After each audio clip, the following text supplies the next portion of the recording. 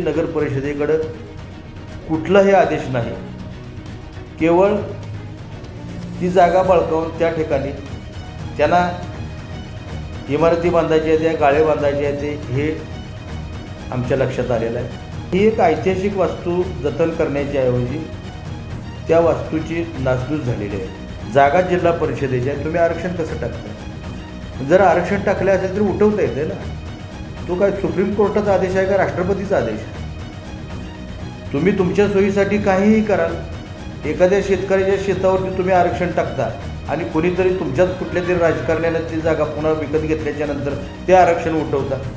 तिथल्या शिक्षकांमध्ये एक दहशतीचं वातावरण निर्माण करून त्यांना नोटिसा देऊन त्यांच्या BLO नेमणुका करण्याच्या अनुषंगानं त्यांच्यावर फौजदारी गुन्हे दाखल करून अशा पद्धतीच्या मुख्याधिकारी यांनी नोटिसा देऊन तिथे एक प्रकारे दहशत निर्माण केली आहे. तिथलं गेट काढण्यासाठी देखील त्या शिक्षकांना त्यांनी नोटिसा देऊन एक भीतीचं वातावरण निर्माण केले.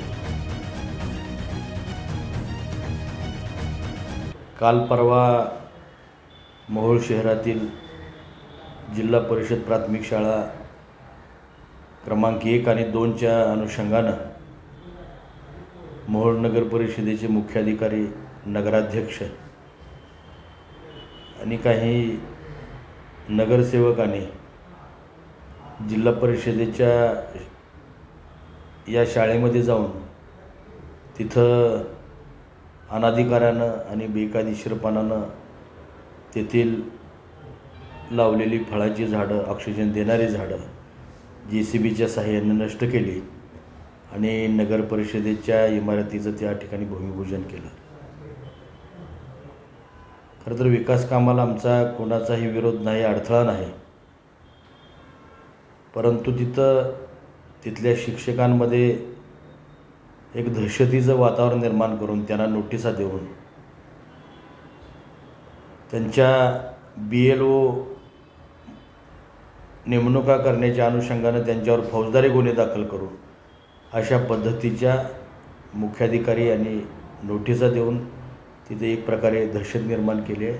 तिथलं गेट काढण्यासाठी देखील त्या शिक्षकांना त्यांनी नोटिसा देऊन एक भीतीचं वातावरण निर्माण केले. त्यामुळं या मुख्याधिकाऱ्याचा आणि नगर परिषदेचा खरं तर मी या ठिकाणी निषेधच करतो आहे. कारण ही जी जागा आहे, मुळामध्ये त्या शाळेची स्थापना सन 1839 साली झालेली आहे. खरं तर त्या इंग्रजांच्या काळामध्ये तालुक्यामध्ये कुठेही शाळा नसायच्या. आमचे वाडवडील देखील या शाळेमध्ये शिकलेले आहेत. शहरातील अनेक पिढ्या, अनेक विचारवंत, डॉक्टर्स असतील, इंजिनियर्स असतील, वकील असतील, विचारवंताच्या पिढ्या या शाळेने घडवलेल्या आहेत. एक ऐतिहासिक वारसा सांगणारी पवित्र वास्तू आणि त्या वास्तूच्या ठिकाणी कुठलाही विचार न करता जिल्हा परिषदेच्या मालकीची शाळा असताना, कब्जा असताना, वहिवाट असताना अनाधिकारानं जाणं हे खऱ्या अर्थानं गैर आहे. त्या अनुषंगानं आम्ही वरिष्ठ स्तरावरती दाद मागतो आहे. या शाळेच्या अनुषंगानं मला सांगता येईल की तत्कालीन जिल्हाधिकारी यांचा हुकूम नंबर LND 57 29/7/1932 साली या आदेशान्वये ही शाळा मोहोळ जिल्हा परिषदेकडे त्यांनी वर्ग केलेले आहे आणि बिगर शेतीची शाळा आहे आणि त्याच्यावर मालकी स्पष्टपणानं जिल्हा परिषद सोलापूरची आहे. केवळ अभिलेखामध्ये या नोंदी अनावधानानं करायच्या राहून गेल्या आणि त्याचा गैरफायदा घेऊन नगर परिषद त्या ठिकाणी येते. ग्रामपंचायतीच्या नमुना नंबर 8ला गावगाड्यातल्या प्रत्येक घराची नोंद असते.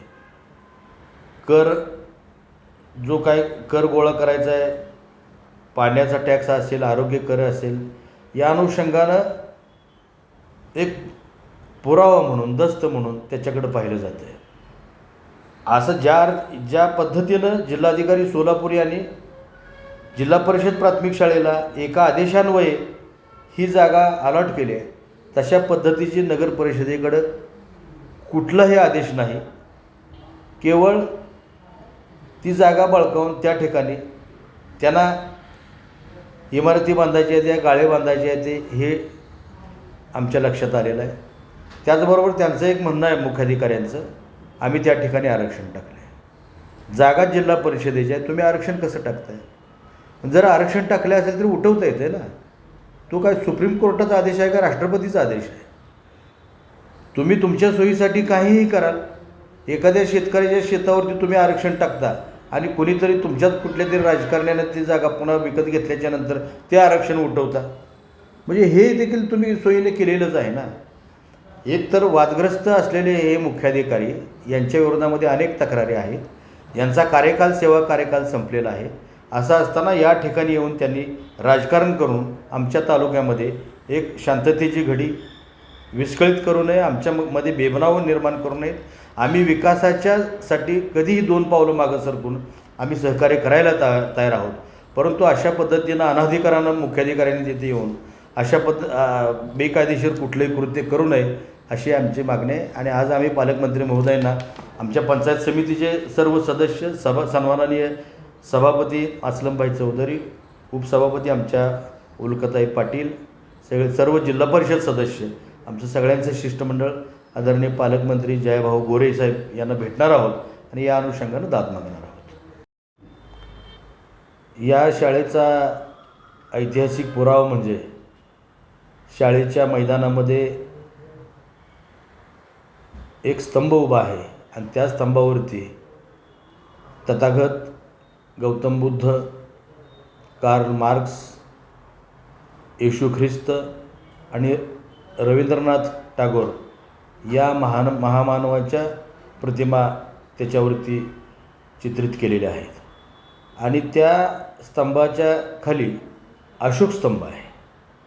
म्हणजे ही एक ऐतिहासिक वास्तू जतन करण्याच्या ऐवजी त्या वास्तूची नासधूस झालेली आहे, हे देखील मला दुर्दैवाने या ठिकाणी नमूद करावं असं वाटतं. एकंदरीत लावलेली झाडं नष्ट करणं, अशोकस्तंभ नष्ट होणं, याचा देखील तपास शासकीय यंत्रणेने केला पाहिजे अशी माझी आग्रहाची मागणी आहे.